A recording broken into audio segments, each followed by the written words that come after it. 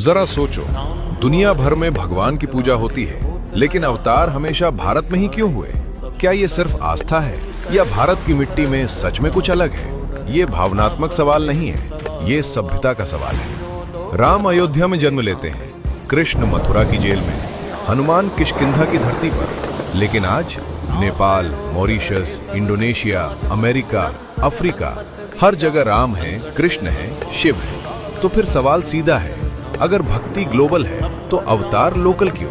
क्योंकि अवतार सिर्फ पूजा के लिए नहीं होते, अवतार होते हैं संतुलन के लिए, और संतुलन वहीं बिगड़ता है जहां सभ्यता सबसे गहरी होती है। भारत सिर्फ एक देश नहीं था, ये एक धार्मिक प्रयोगशाला था, जहां दर्शन जन्म लेते थे, जहां उपनिषद सवाल पूछते थे, जहां ऋषि ब्रह्मांड को भीतर खोजते थे। जब धर्म की परिभाषा सिर्फ नियम नहीं बल्कि कॉस्मिक ऑर्डर हो, तो अवतार भी वहीं उतरते हैं। सोचो, राम किसी महाशक्ति साम्राज्य में क्यों नहीं जन्मे? क्योंकि राम सत्ता नहीं, मर्यादा सिखाने आए थे। कृष्ण जेल में क्यों जन्मे?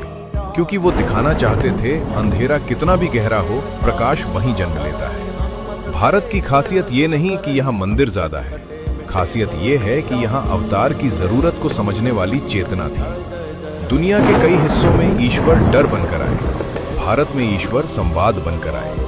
यहाँ ईश्वर को सवाल किया गया, यहाँ ईश्वर से बहस हुई।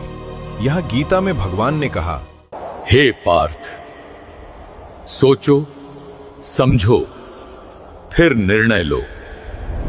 इसीलिए आज इंडोनेशिया में रामायण नृत्य है, थाईलैंड में राम राजा का आदर्श है, अमेरिका की सड़कों पर हरे कृष्णा गूंजता है।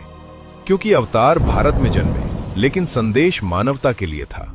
भारत जन्मभूमि था, दुनिया कर्मभूमि बन गई। तो सवाल ये नहीं कि भगवान भारत में क्यों जन्मे, सवाल ये है, क्या हम आज भी उस धरती के योग्य हैं जहां अवतार उतरते थे? क्योंकि अवतार भूमि नहीं चुनते, चेतना चुनते हैं। अगर आपको लगता है कि भारत सिर्फ एक देश नहीं, एक चेतना है, तो इस वीडियो को सिर्फ लाइक मत करो, शेयर भी करो।